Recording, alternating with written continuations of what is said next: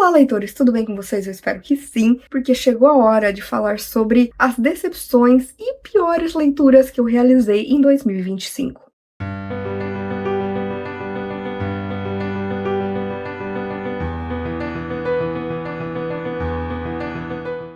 Pois é, gente, eu não sou a pessoa que gosta muito de falar de livros que eu odiei, que eu não gostei, que me decepcionaram, mas eu acho que é interessante também, já que 2025 foi um ano que eu li muita coisa boa, também é bom vir aqui falar pra vocês aqueles livros que eu esperava mais, que não supriram minhas expectativas, ou mesmo aqueles livros que eu falei, cara, não dá, horríveis, vou fingir que nunca li. Resolvi fazer isso, vou tentar ser bem respeitosa aqui o máximo que eu conseguir, mas vou pedir então que você já se inscreva aqui no canal, que você curta o vídeo, que você comente, que você compartilhe, porque isso me ajuda bastante, tá bom? Então agora sim, vamos falar daqueles livros que poderiam ter sido muito melhores e que acabaram sendo aí o ponto baixo do meu ano.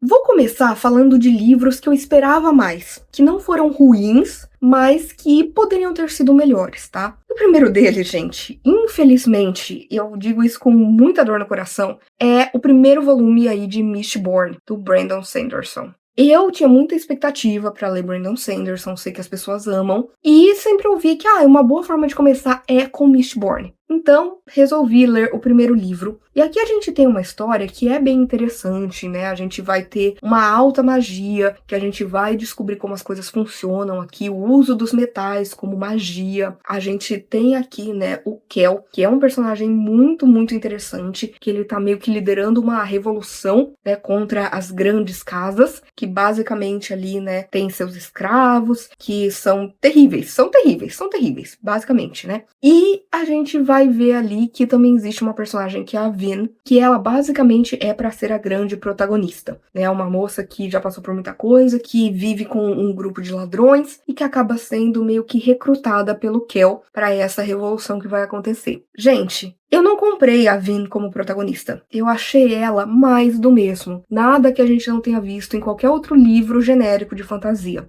Eu achei tão bobo, achei tão sem graça, achei tão batido, na verdade. Achei aqui a questão da magia bem interessante, gostei muito do Kel, mas também tem um romance aqui que eu não compro. Foi um romance que, pra mim, gente, foi qualquer coisa. E eu achei a escrita ok. Eu não achei nada sensacional, sabe? Nada de diferente. Então, eu esperava mais, sabe? Eu terminei o livro falando, ok, mas não foi uma coisa, nossa, eu preciso pegar o segundo o mais rápido possível. Não. Então, infelizmente, me decepcionou.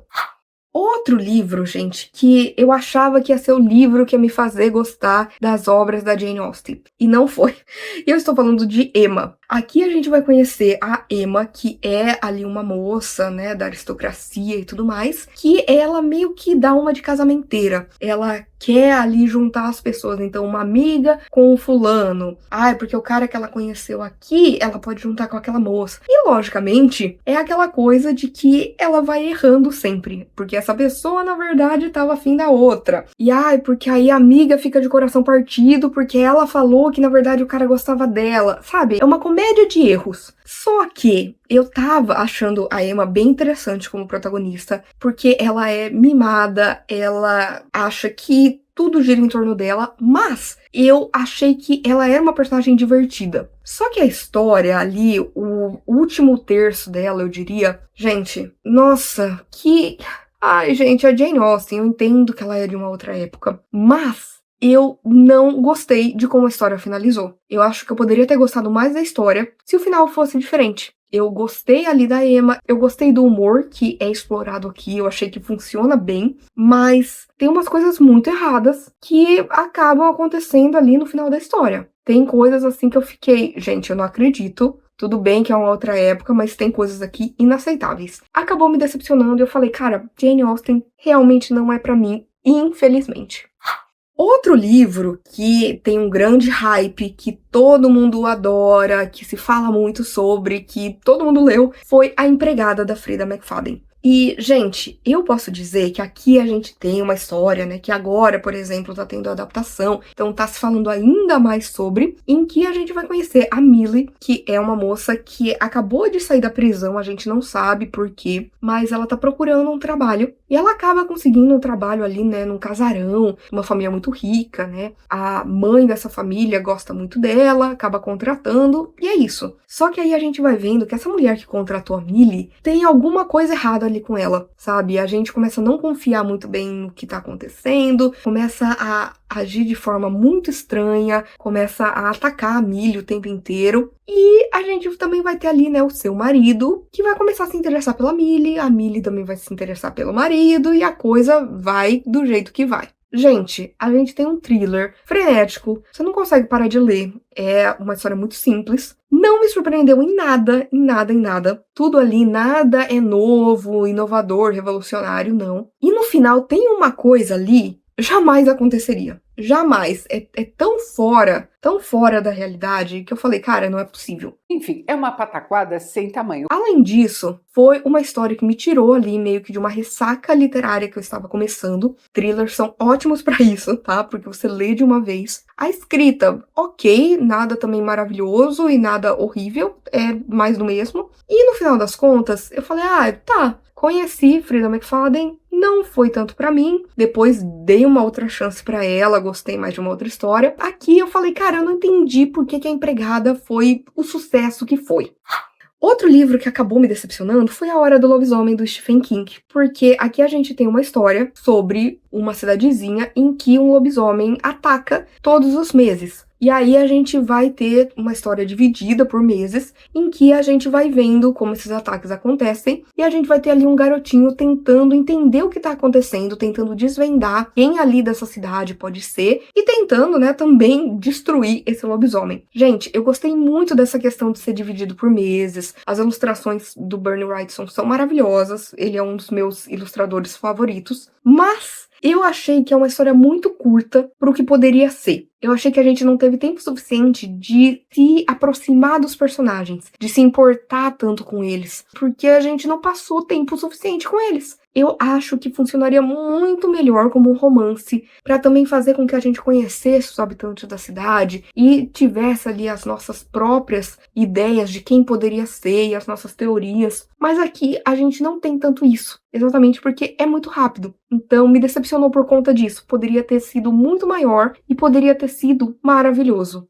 E também uma decepção, porque eu tava adorando este quadrinho até chegar aí, né, no último ato, foi Tales of the City. Aqui a gente tem uma adaptação de uma história que vai falar exatamente sobre amigos ali em São Francisco se conhecendo e se tornando uma família. Então a gente tem personagens muito diferentes numa cidade que acaba sendo ali um protagonista, na verdade, né, como um pano de fundo, mas que os conecta, que acaba tendo um papel importante, né, na vida de cada um desses personagens. Só que de repente, gente, a história que tava sendo fofinha, que tava sendo aquela coisa found family maravilhosa, com ilustrações lindas, fofas, de repente, gente, vai para umas questões ali que entram no racismo, que entram em abusos. É muita coisa, assim, que foi... Eu senti que é gratuito para chocar, porque veio do nada essas questões que são colocadas ali e você fica, cara, sabe? E nada é resolvido. Ele aparece, mas em nenhum momento aquilo é dito, olha, isso é complicado por conta disso, ou isso aqui não tem justificativa. Não, os próprios personagens às vezes tentam passar pano do que tá acontecendo e você fica, cara, como assim?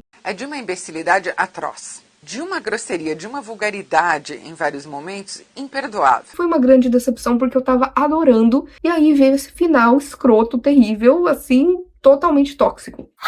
Agora, gente, a gente vai pra livros que eu não gostei. Achei insuportável, com todo respeito e carinho, tá? E, infelizmente, eu preciso começar falando de Feita de Fumaça e Osso, da Laini Taylor. Gente, eu li ali a duologia, né, do Um Estranho Sonhador, da Laini Taylor, eu amei, os dois são 5 estrelas, favoritados, maravilhosos. E aí, eu sabia que essa era uma história que ela escreveu mais pro começo da carreira, então eu já sabia que, muito provavelmente a qualidade não fosse ser maravilhosa. Mas eu não esperava isso, gente, porque Aqui a gente tem uma protagonista muito interessante, que ela é criada por quimeras, e apesar de ela não saber muito sobre o seu próprio passado, ela tem habilidades bem interessantes. Só que de repente ela começa a ser caçada por anjos. E aí a gente vai ter, né, uma batalha ali de fantasia dentro, né, do mundo real. E, gente, essa mitologia que é introduzida aqui é muito interessante. Eu gostei muito disso, eu gostei da protagonista, eu gostei de saber que tinha esse embate entre quimeras e anjos e tudo mais. Mas aí, gente, entra um romance aqui que eu não suportei. A partir do meio dessa história, eu só queria jogar o livro na parede. E eu fico maluca da cabeça! Porque tava tão bacana,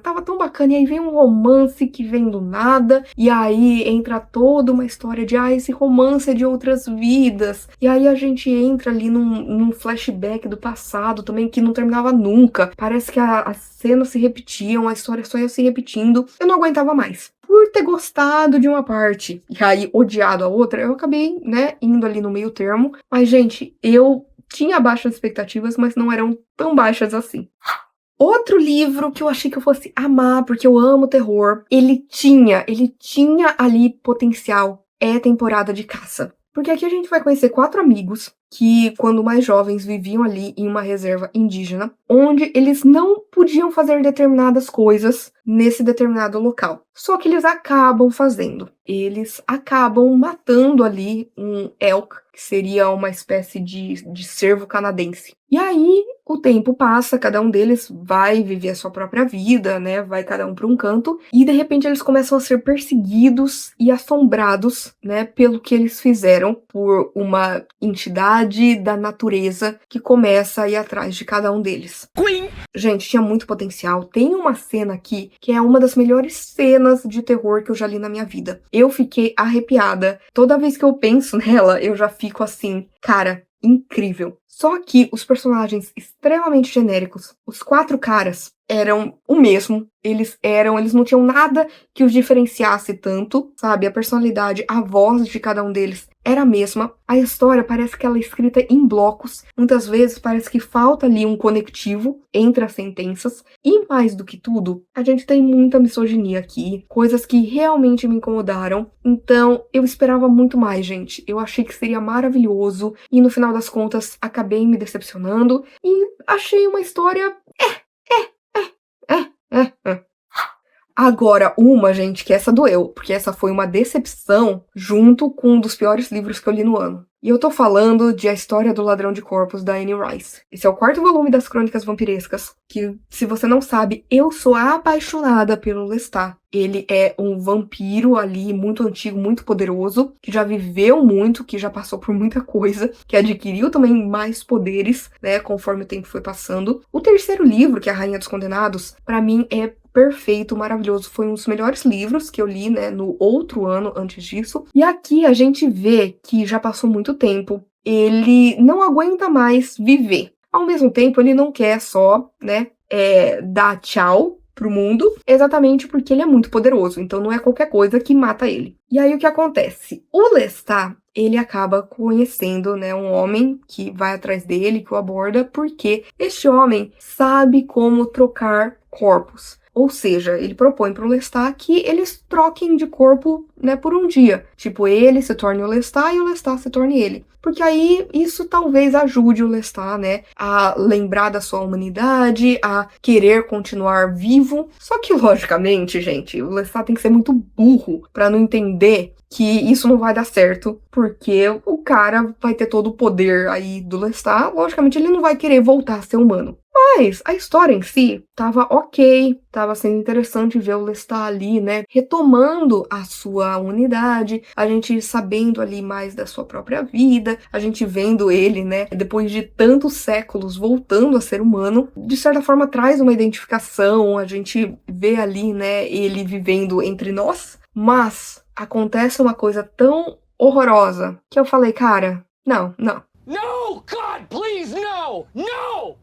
No! E aí é tratado como se, foi um acidente. Eu tava aqui andando, eu tropecei e de repente eu fiz essa coisa horrorosa. E aí conta pros outros na história como se não fosse nada. É um detalhe, um mero detalhe na história do Lestat. Eu entendo que o Lestat, ele sempre foi um anti-herói. Ele faz o que é conveniente pra ele. Só que aqui, pra mim, ele se tornou vilão. E aí eu não tava preparada pra isso. Então eu acabei me decepcionando muito, muito, muito. Sabe, foi um livro que foi muito rápido de ler, só que chegou um momento que eu não aguentava mais, porque eu não aguentava mais o Lestat, que é um dos meus personagens favoritos, e eu senti que aqui, gente, eu prefiro fingir que eu nunca li esse livro, pra continuar gostando dele de alguma forma, porque senão não tem como. Não tem como, foi um livro horroroso, simples assim.